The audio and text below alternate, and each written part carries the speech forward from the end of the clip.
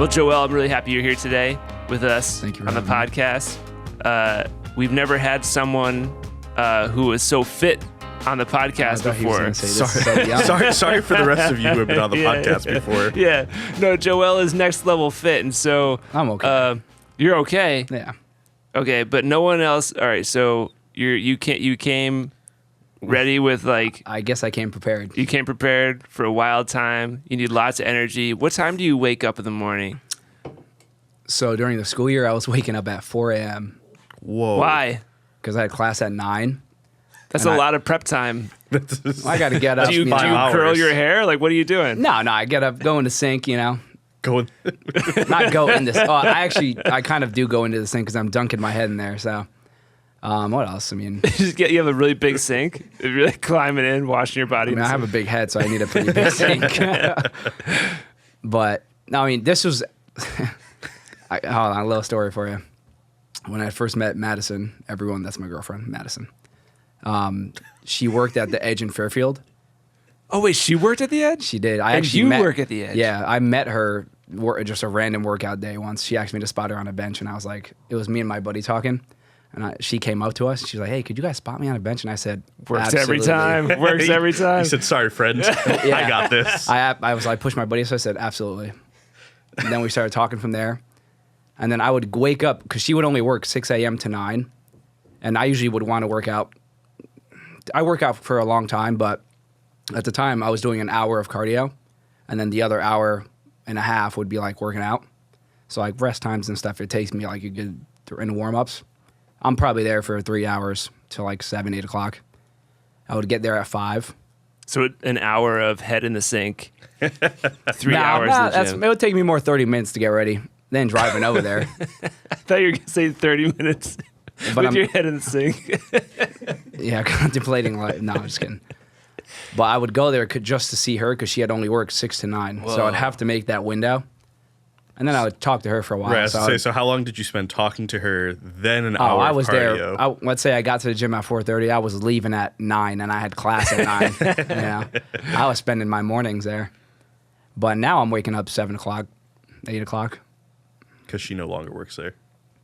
Yeah, now she's in PT school. Yeah. So are you allowed to work out while you're working? Not while I'm working. I would have to clock out, but I could just go and work. I do it all the time, actually. We'll work out while you work? Oh, yeah. Like I'll say, hey, I'm going on break, 30 minutes on the treadmill or something like that. So definitely, I never like miss a day, you know? So do you still like wake up and then go to do you work out at what I've been doing? Work? What I've been doing now is I'll wake up. I actually try to start with reading my word. I've noticed I'm a lot nicer throughout the day. Not as annoyed, but I'll try to start anything. It could be praying, a devo, opening my Bible, reading like a chapter. Do that, eat first, and then I would go to the gym. So I'd work out from like 10 a.m. to about 12. My shift starts at 12. I just work out right before it. That's cool. That's what I've been doing. That's awesome. In preparation for you being here, we prepared a couple workout-related questions. It's a segment we like to call workout-related questions. And we ask it to people so that our listeners get to know the person. Okay. So are you ready for the first question? I think so. Okay. This is an easy one. Do you drink protein? I did. I'm not currently. I actually switched my diet up. Okay. All right, let's go back to a land where you did drink protein. A time. Okay. If protein came in the form of candy and you had to eat your protein, what would be the best protein candy? Because you know how even like delicious protein still has that protein flavor? What flavor, that lingering flavor, mixes the best with candy? And which candy is that? It's strictly candy, not like cookies or anything? Yeah, just candy. Andres, feel free to weigh in too. I mean, he's drinking a Warhead right now. It's not protein, though. It's missing the protein flavor. Right, but it could have it. I'm just trying to help Joel out, you know? It's probably some sort of like gummy bear flavor. I wouldn't do like something like sour, and it's like a milky, like whey or protein is milky.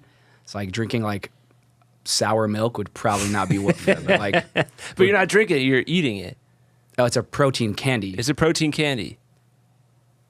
So it's, okay. Does it taste like protein? Yeah, is it tastes like Or a- does it taste like the candy? It's the candy, but it's got that protein zest to it. Oh, Yeah, that protein like aftertaste, a little chalky in the mouth after you swallow it. that's awful. It's not a high quality. It's a low quality. I'd probably do some sort of chocolate then. That like masks the flavor very well. What Or like I want to know specifically Reese's. Reese's. Yeah, Nice. absolutely. Nice peanut butter chocolate. I was thinking Swedish fish. I'd like to I chew was on thinking it. Swedish actually, fish. that's not yeah. a bad one either. You need Yeah. something strong, like something that has its own like taste. So, like peanut butter's got an aftertaste. Yeah. It would probably mask that protein taste pretty well. Yeah, all that red dye 40. Probably That's also right. doing something really good for you. Yeah. Okay, what's the giving you worst cancer, you know? worst possible candy to mix with the protein? That's a good question. Is it a good question? I feel like it's probably not the greatest question. Well, it's like you got to think about You got to think about Too this much one. of a thinker. All right, how about we just sit on that for a little bit? I'll ask Hold you the on, I next think I one. have a You good got one? Hold on. Gummy sharks. Gummy sharks? What's the difference between gummy sharks and Or what are Swedish like fish? What are though? like the peach? Like the peach. Oh, the peach rings? Oh, yeah, that would probably be pretty bad.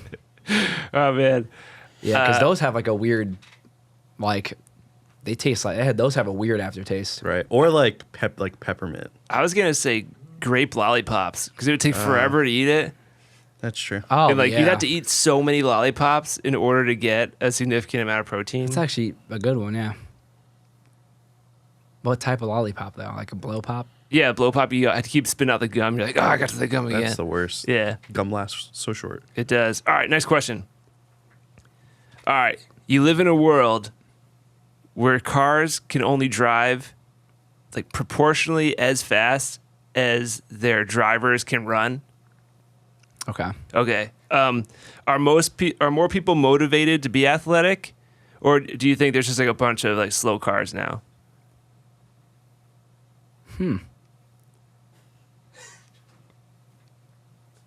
I think there would be a bunch of slow cars. A lot of slow cars. And it would probably You don't think people would be like more Motivated? to work out because their car is so slow, so it's taking them forever? so we're just implementing this like in today's society? Yeah, or yeah. Are we like born and it's like, no, like, it's there's- just implemented today, oh gosh, nobody would be driving. or they'd be driving really slow, Or yeah, there would be traffic galore. The Merritt Parkway, forget about it. everyone's going like 3 miles an hour. Yeah. But that would even suck for me. Think I would about- get 2 miles and I would be winded. Think about that, like that person though that's driving like 60. Fit. That'd be so cool. You know, that person inside Yeah. there is just shredded. Like Usain Bolt build. Yeah. He'd be the luxury car, whatever car he would be. But that would suck too, though, because then think about it. Like you're driving on a road, everybody's driving slow. True. So you're not even going as fast as you want to go. True. It's probably what it feels like to have like a really nice fast car Probably in general. in Connecticut. Yeah, like you got these ultra marathon runners who are just flying by everyone, Yeah. and they're like equivalent to a Lamborghini. You know, Just Yeah. driving on the road with a bunch of. like what is in the car? Like a treadmill or something? And you're just like running in there. I don't know.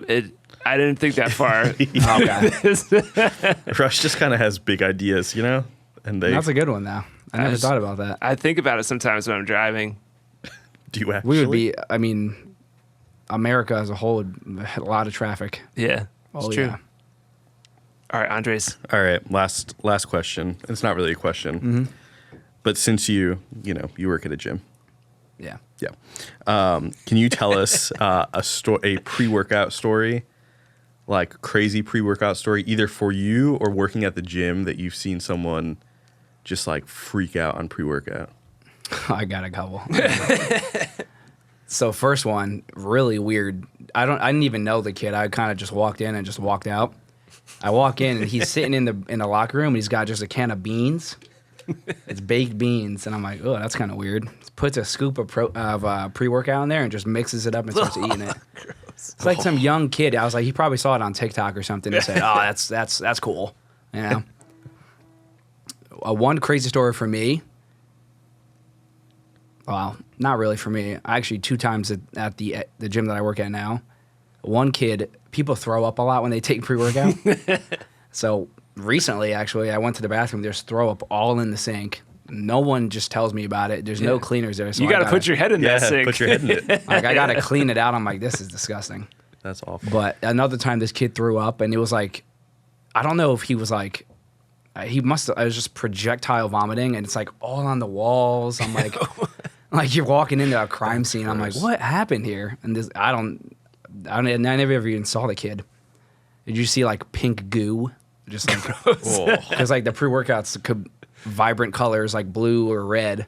So Or you pink. See, yeah, you see like a pink smear on the wall. I'm like, what is that? Not a schmear. It was like on the floor. You see some people stepping in it. Like, I'm like, oh my gosh. So are you responsible for that? Like you have to go clean it up, or is there some sort of custodian? You get Well, they hire a cleaning company, but sometimes they're not there or they're like hiding somewhere to not clean. Smart. Yeah. I caught one of them eating a burrito in the closet once, and I'm like, dude, like I've been looking for you. I've been looking for you for like an hour. Where you been?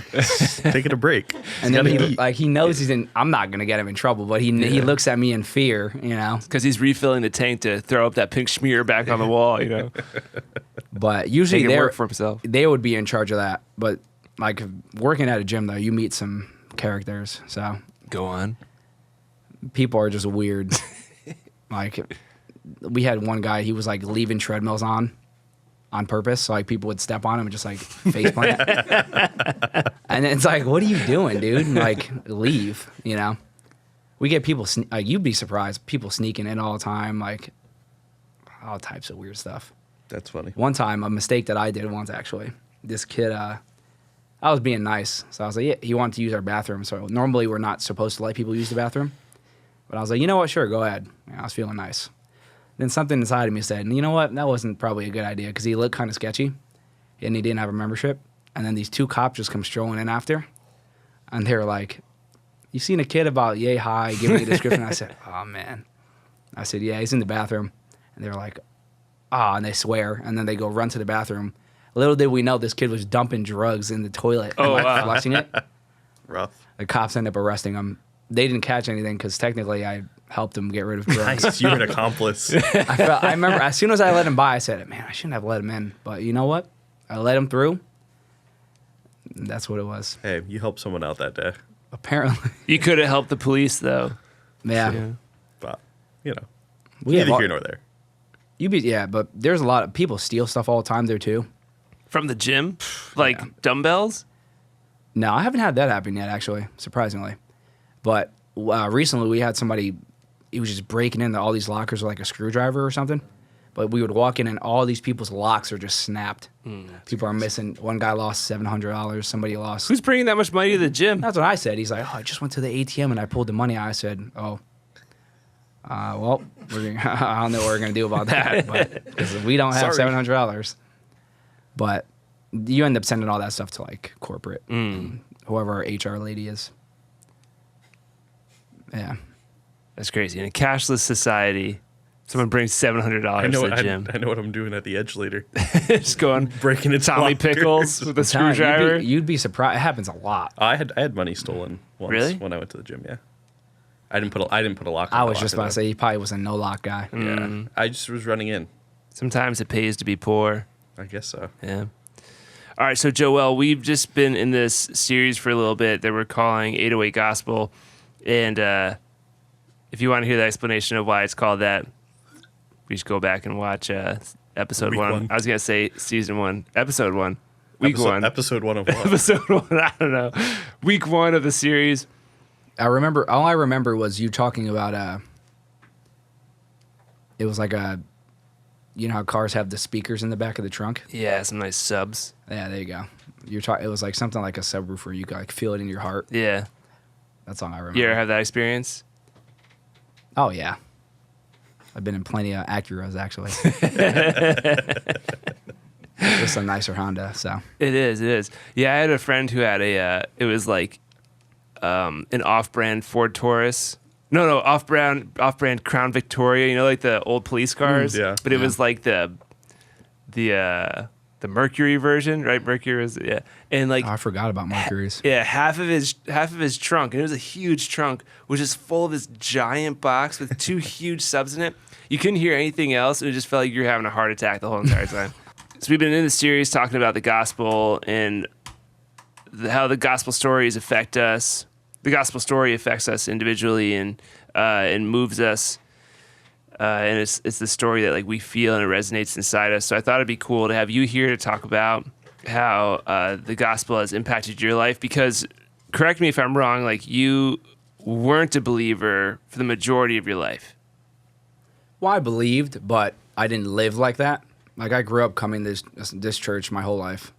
Like from as young as I can remember, I was in Sunday school. Been to thousands of sermons, thousands of VBSs. You're church kid, you know. Like I always went to church.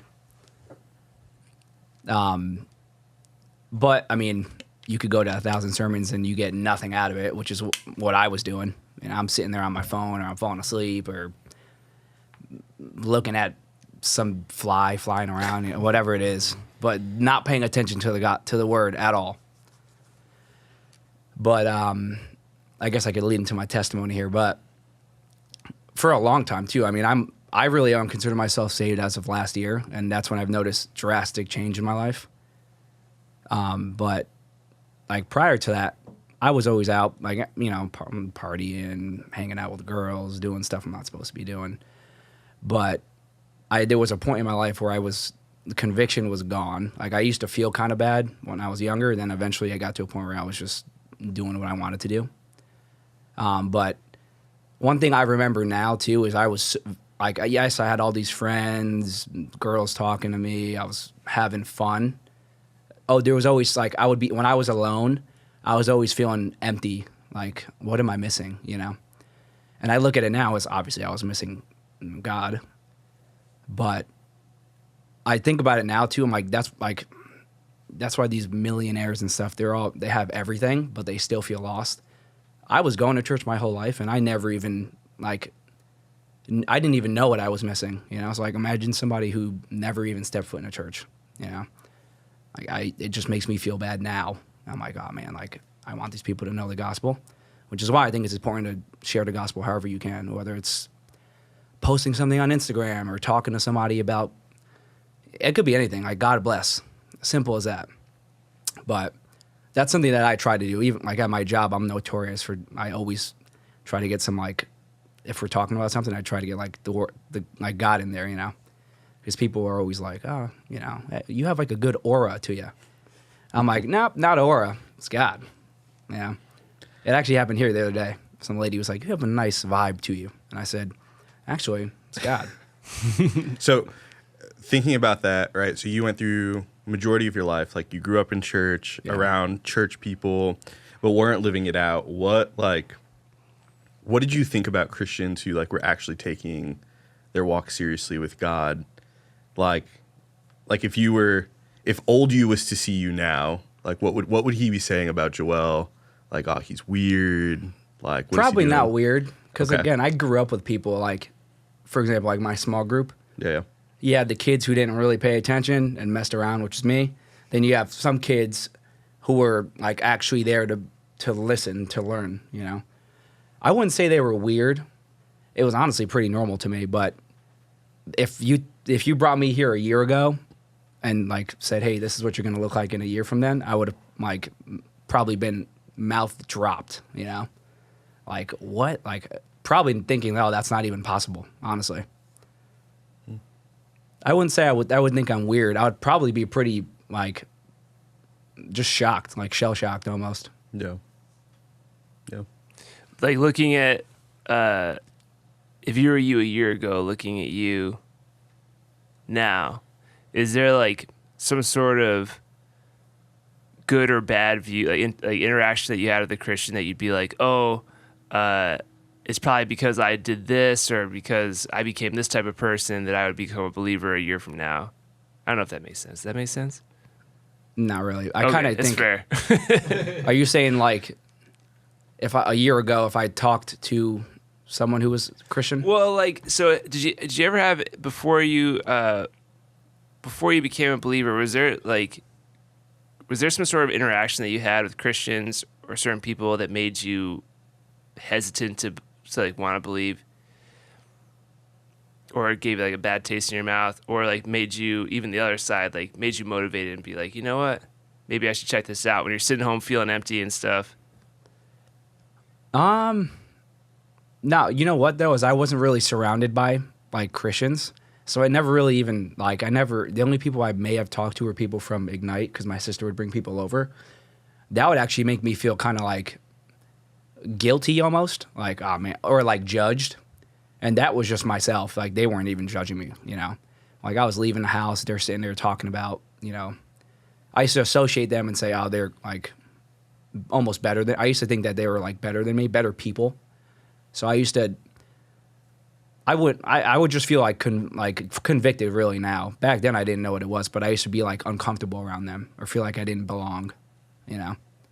Yeah, I'm thinking about a conversation I had with someone who they were saying that like a friend of theirs was like, hey, I can't hang out with you because like every time I hang out with you, like I'm reminded that I'm not actually living for Jesus. Oh yeah. And like they just wanted to keep their distance rather than actually like getting involved with the conversation or feeling welcomed in, because there was so much shame or guilt there that they were like, Yeah, I'm absolutely. going to keep this at an arm's length. Yeah, like I would never go out with them because I felt like I was too bad for them. I used to even tell my sister that I'm like, oh, I'm like the bad guy, you know? But in reality, they probably would have loved to go out with me, you know? Because now if I saw that Joel walking by, I would be like, hey, dude, you coming out with us? You know, like, you want to go out to eat with us? But I also used to think too, like, even now, I don't know everything in the Bible, but like, I was like, oh, if they start talking about like something God related, I'm not going to even know what to say, you know? So I definitely used to feel like, I would feel like uncomfortable, but yeah, I would definitely feel like shameful too. I'll start thinking about stuff that I'm doing, which used to happen often. I used to be like, oh, like I know I shouldn't be doing that. Like, they would make me feel bad, so I would try to leave, you know? And it's not them. That's obviously the enemy making me feel like that's me, the old me at the time. But yeah, I assume it's probably a common thing. Sure. So you were also saying it before how you stopped feeling bad about stuff, or like, Yeah. What, like, how did that also change? Where like your relationship with sin, I guess, like, or even like your understanding of what is sinful, like, how did that whole thing play out? Where you're like, maybe the actions I'm doing are wrong. I always knew they were wrong, but it was a matter of I started surrounding myself with people who thought those actions were right. So that ended up more or less like making me believe it was almost okay to do, you know? If I surrounded my parents were always telling me, like, they parented me, but their like scolding was like something from the Bible. It was a biblical like scolding, you know? So I always knew like what was right and what was wrong in a Bible aspect, like a Bible point of view. But like, are you asking me when I like realized what I was doing was wrong? Everything. Honestly, it's like I've heard tons of testimonies, and when I actually had hung out with Madison the very first time, like, we were just friends. At the gym? No, we were actually in Chipotle. Oh, Like, nice. talking for like 4 hours. And I didn't even really know her. Like, I had just met her. She actually shared her testimony to me, and it was very similar to how I was currently living her past. And she was going through some stuff family-wise, and she was still the happiest person I've ever seen. So I was like, wow, like, something like kind of clicked, and I'm like, man, like, why is she so happy when all this bad stuff is going on? And meanwhile, I'm over here, I have none of those issues, like nothing even remotely close. And I'm over here feeling drained, sad, and not full, honestly, not fulfilled. So I'm like, man, like, I want that, you know? And then she had invited me to a young adults night, and then that's actually where I gave my life to Christ. That first night? No, it's like it was probably not even a week later. Probably I think a day later. I'm pretty sure, or a week later, something like that.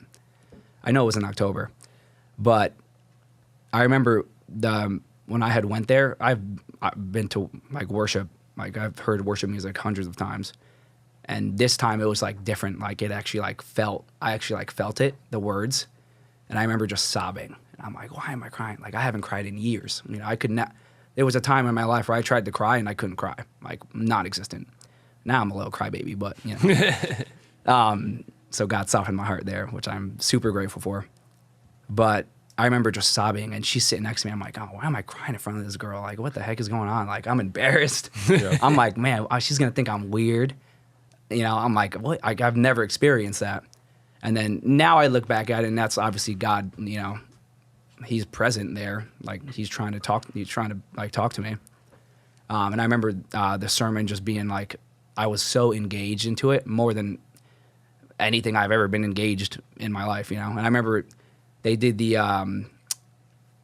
the salvation prayer? Or like, if you want to give your life to Christ, like raise your hand. I used to never raise my hand. I'm like, oh, somebody's going to see me raise my hand. I'm not raising my hand. And then this time I said, you know what? I'm going to give this a shot, And I said, I'm going to try to do this. Raise my hand. We said a salvation prayer. I had somebody pray for me after. And then from there, it's been like radical change. Whoa. Like, I am not a reader. Never been a reader. Just like, I could never sit there and read. Now there's days I'm like, oh man, I just want to read my word, Even like on the retreat, I'm like, I just want to go read, And that was not, I've never, like, that's one thing I would look at and be like, me reading, good one, But, or whether it's me watching a sermon on YouTube or something, like that stuff I would never done, And there's even sins that I had struggled with in the past that I would try to like stop doing, could never stop, whether it was like drugs, whatever it was. But then he completely freed me from a lot of those things, and I'm not perfect. I still struggle, but definitely like radical change, completely new friend group. I still keep in contact with my other friends just to try to like show them the change in my life. I want to get them saved. That's something I pray about all the time. But, and then like just give me just a new friend group that I have who are super in love with God. That definitely boosted me more because I'm like, oh, like these guys, like it's just motivating, whether it's, oh, like, hey, I read this today. It's like, oh, let me get in my word, and that helps me. Like eventually when me and Madison started dating, it helped me lead her more too. So it's like makes us more accountable for each other. That's like, cool. Like me and her can tell, like, I'm like, hey, you didn't read today, huh? And she's like, oh, no, I didn't, You could kind of like tell. But it's definitely like been from then to now, since October, radical change. So part of that, Joel, like just looking at your life, thinking about your life, who you were, so you find Jesus, right? Yep. Give him a try. I think it's really easy sometimes for people to hear stories like that and just think like you just became that person overnight, and like you woke up the next morning and were like, dude, I can't wait to read my word. Like I went and threw out all of my drugs. We're helping people throw out their drugs. But what did that journey look like for you? And was it easy to, like Kevin last night talked about, like life with Jesus, it's the best way to live. Yeah. But it's not always the easiest way to live. Oh yeah, no way. What was that challenge for you of like going from like non-believer to I believe this, but now I'm starting to give up these things? What did that look like for you? For me, it was honestly cutting out things that influenced me to do bad things. So whether it was like friends going out, because they would influence me to go out with them to a bar or whatever it is. One thing I did do that I think has changed is I cut out music. I used to listen to a ton of like rap music and like gang violent music, like violent music, and it actually would make me violent. I know it. Like my mindset then was completely different. Like I would talk like, oh, I want to get into a fight, whatever it is. Yep. The first thing I had dropped was music. So I said, I shouldn't be listening to this, because the next day I actually had listened to one of the songs. I'm like, oh, this kind of sucks. So I was like, you know what? And I have listened to worship music and Christian music in the past. So, and it's like a lot of early 2000 stuff. So I got like a ton of like, like Newsboys and stuff like that on my playlist. And I would just listen to that. I'm like, you know what? This isn't bad. Like I can get used to this. Yeah. And that's definitely helped me like in like swearing. I don't really swear at all anymore. I still slip up once in a while, but it's not nearly like, it's not a part of my vocabulary like it used to be. And I think it's the stuff that I used to hear influenced me without even realizing. Was there anything that you like, I'm digging a little bit. But no, like, you're good. Was there anything that you really struggled to like let go of, and how did you overcome that? Something I honestly, there's two things, and it would be probably, I would say, going out with friends, like, and getting like drinking a lot. Yeah. I just honestly didn't surround myself with them anymore. I surrounded myself with a new group of friends who didn't persuade me or push me to do that, and they actually pushed me in the opposite direction. So whether it was praying, like we would do like worship nights and stuff like that. Sure. So keeping busy doing stuff that's going to represent and respect God, and not stuff that's going to disrespect Him. Yep. Like another thing, and I'll get personal, I don't mind at all. Like I used to struggle with masturbation. That's something that I tried to give up by myself, and I could never give that up, you know? That's something I don't struggle with at all anymore. And that's something that I would be like, oh, like, how did you do that, you know? Yep. That, again, it's like avoiding not setting boundaries, but avoiding what would trigger that. So a lot of stuff on my social media, cleaned a lot of that stuff out, unfollowed tons of different things. I even deleted some apps like Twitter, stuff like that. That definitely helped, and not being on my phone as much. And then if I did feel like I wanted to do that, I would think about either a song usually helps. Like I start humming a song to myself, or I'll say, hey man, like, you know, God wouldn't want you doing this right now. Like, let's not do that, you know? Or it's like, hey man, God's watching you. Like, what are you doing? Yep. More or less kind of being hard on myself. Like, you shouldn't be doing that, and just like implementing that. And then using my time to do other things again. So like reading my word. Yep. I noticed just honestly, like staying busy and continuing to just like keep God at the forefront of your mind definitely helps with, honestly, I would say for every sort of like temptation. That's cool. It's interesting, like as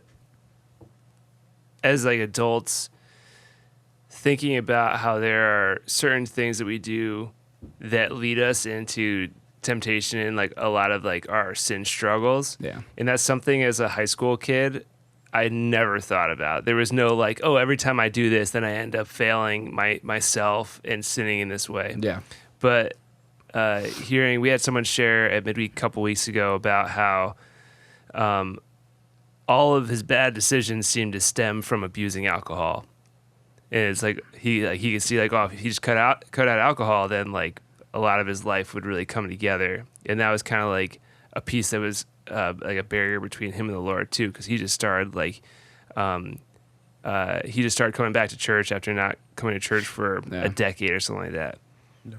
And so it's interesting, you too. I feel like that's something too that we may not consider as adults, is like, oh, maybe the music that I'm listening to, or maybe something just like my Twitter, are these gateways that are just leading me to like fail myself, let myself down, hurt myself, or just like this gateway to me sinning. So that's cool that you mentioned it, because I feel like that's something that's coming up more often. And I think it's also one of those things, once you realize that it's a gateway, other people would be like, oh, I started realizing the same pattern in my life too. Yeah, and it helps too, like, because I know plenty of guys who struggle with the same sin as me, and I'm like, hey, give this a try. And then they'll come back to me later and like, hey man, like that actually works, And it's not even, it's just, again, it's like, you're like cutting it off from the stem almost. Like, it's just like, and I never even thought about it like that either, till I saw the change in my life. And I used to think, hey, what am I doing different that I used to not do? It's keeping my cup full, keeping God at the forefront of my mind. That's probably the best advice I would give to somebody. Constantly thinking like, hey, like, if God's standing next to you, like, what would he say to you? I think that a lot, especially in conversations, because there's times where conversations can go far beyond like bad, especially with like friends who aren't saved. So I always try to keep in mind like, hey, like God wouldn't want you to say that, or you should say this instead, But definitely keeping God at the forefront of your mind. That's what I like to tell people. Well, I think it's cool too, because I think what's important, right? Some of that is like, hey, there are just some things that are wise for us to do that are like, hey, like this is smart. But also what you were saying, the recognition of like, hey, I've tried to like cut off these things, or I've tried stopping these things, but really it wasn't until you put your focus on Jesus and allowed him to be part of that process that actually changed everything. Because I think so many people, we talked about this a little bit on the last podcast about like just like habit changing, or like, oh, well, if I just change this habit, but like if we're leaving God out of it, like it's great, but we're missing something in that. You know, it's a process that we get to go on together. Because I think too often people are just like, well, if I just white knuckle it, like if I just don't do it, if I just have to make it through, but it still comes up, you know. But when we have the Lord as part of that process, it actually makes it easier to walk through things. Yeah, and I think you're right. Again, I tried to do it by myself and I couldn't do it. But you could even relate it to like having a personal trainer, for example. There's some people that I know that would never step foot into a gym by themselves. But now they have somebody who relies on them to show up. They have to go, you know. So I kind of like a little analogy there, but I think about it like that sometimes too. Like, you know, God wants me in His presence. God wants me to, you know, talk to Him. Yeah, that's good. So something we talked about with Kevin's message was that we follow Jesus because his life that He has for us is like the best life or something like that, right? Yeah, it's like I think I think you're right. It's something like Fulfilling life. that. Yeah. Yeah. Something. Was there something in your life before Jesus that left you feeling empty, but now that you do it with Jesus, you feel like it's like filled that emptiness?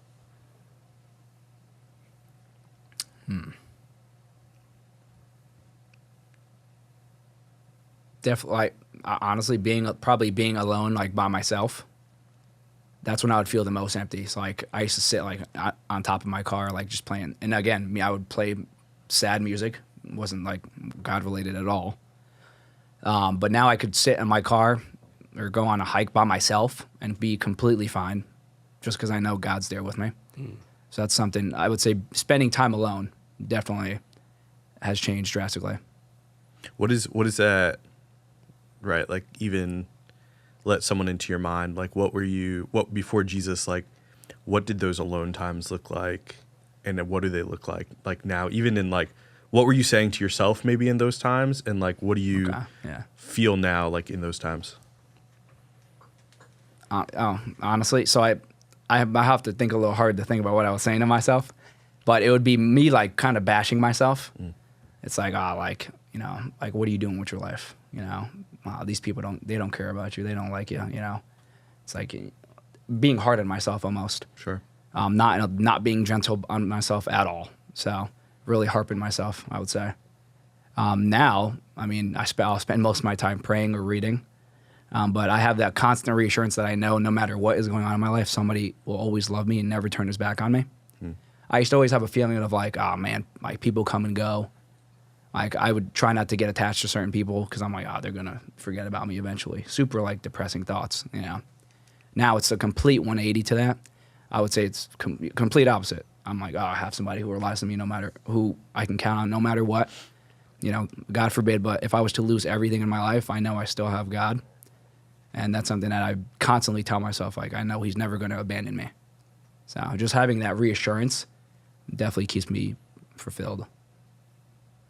That's cool. That's cool. I think it's just interesting because I think, like, there are probably, right, a lot of men that probably look at you and are like, oh, he's like before you were following Jesus, they're probably like, oh, man, he's living the dream. He's got the total package. Yeah. Like, you're living it out, man. Like, you're an attractive dude. Thank you. Got a good job. Like, you're living it up with women. Like, you're living the dream that probably most kids in high school would even be like, I want to be like him when I grow up. Funny, actually, quick story too. I remember, this is before I was saved, but one of my coworkers, we were leaving one day and he was like, he had just said it. He's like, oh man, you got it all. I'm like, man, like, what do you mean? You know? It's like, you just got it all. And he actually said like, oh, you're a good looking dude. You got all the girls, you know, you're in good shape. And then I remember thinking to myself like, man, I definitely don't feel like I got it all. I fell so far from that. So it's fun. And you know, people do say that. They're like, oh, like I want to be like you. And back then I was like, oh yeah, you know, here, do this, and this. Yeah. You know? But now that I look back, I wasn't fulfilled. I didn't feel like I had it all. That's it. Yeah. You know? Yeah, and I think it's really cool, even like where the Lord has placed you, like work wise, of like, man, you get to be in an environment where people, there are a lot of people who like are at the gym for a multitude of reasons, right? But in a lot of ways, like just searching for themselves, meaning, whatever, and like you get an opportunity to not only be there like physically, right, like, but you get to be someone who in those moments, man, you can speak in and, you know, like speak life over different situations. And, you know, I feel like I say it all the time, you put a dude in front of a video game and start asking him questions and he'll start answering real honest. You know, you have a barber, my barber knows stuff that I don't know that other people know, right? But there's something about like when especially for guys, like when a guy's mind is distracted, like they open up a lot more. And you know, if you're doing physical training or you're like, you just get a unique opportunity to walk alongside someone and speak life over them. That's 100% true too. Like because I do, like, it's pretty much a sales job too. So I sit down with people all the time, random people, and I'm signing them up for a membership, and they're telling me their whole life story. Or it's like, I'll sign somebody up for personal training, and we'll sit down and get completely off track. Like even most recently, again, I even was telling this one, it was a girl, and I was like, oh yeah, I'm a quadruplet. Like, you know, I forget what I said, but I said something about going to church, and she was like thrilled, like, oh, I've been thinking about going to church, but I'm like, oh yeah, like I invited her to come to Sanctuary, like, oh, come here, everybody's young like us. I was like, but you'll get a good message in. But even like planting seeds, honestly, and that goes with anybody. Even like a lot of young kids will come up asking me advice for like working out and stuff. So whenever I can, I'll try to plant a little seed. You know, that's cool. Whether it could be anything, like, oh man, have a good day, like God bless you. You know, that's always a good one because people always are like looking back at me. I'm like, have a good one, just smiling at them. But that works, like stuff like that, you know, just to get it out there. Yeah. So that's cool. That is really cool. Confuse them with the love of Jesus. Yeah. It confuses them, all right. They'll hear everything. They'll hear it. That's awesome. That's really cool. There's like a really famous pastor, and I can't remember what his name is, but he said something about like when he became a pastor, he or the best ministry he did was before he became a pastor, or something like that. It's a famous saying by a famous pastor, and I don't remember either one of them fully, but it's all about like when he became a pastor and like started working at a church, his ministry field kind of disappeared, because when he was working in the professional world, it was like that's when he was among the people who needed Jesus the most, and it was easily recognized, and he was just like swimming in people who needed Jesus pretty much. And that's like, because I'm trying to be a cop right now, so I'm in the process with departments.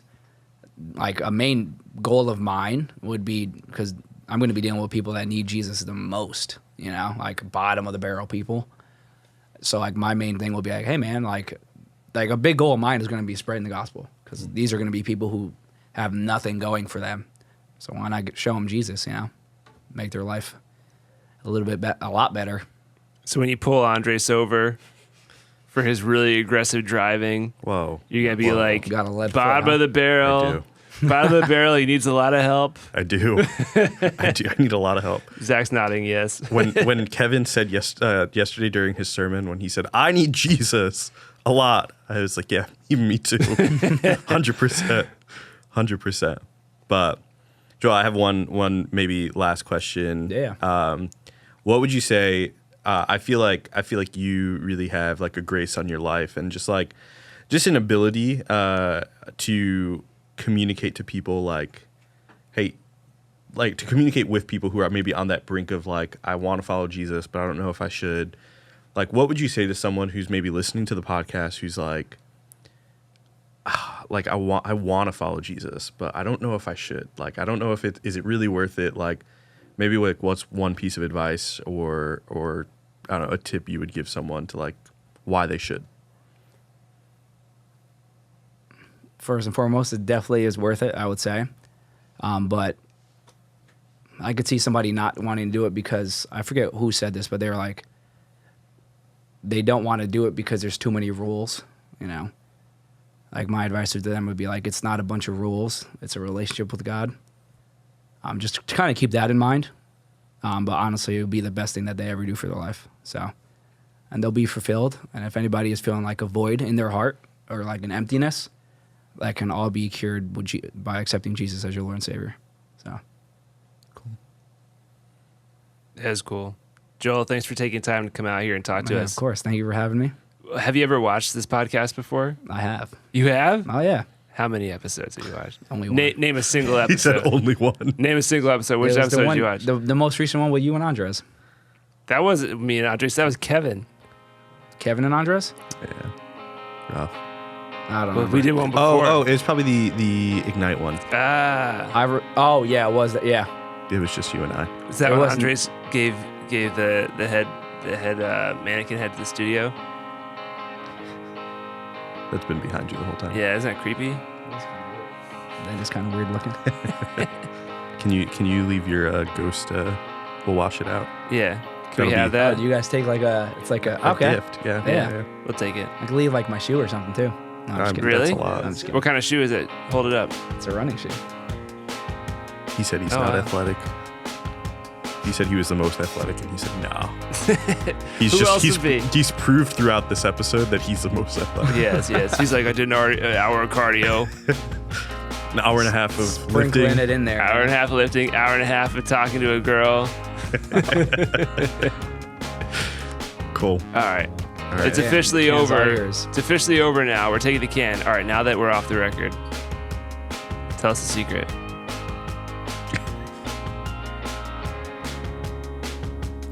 I don't have any.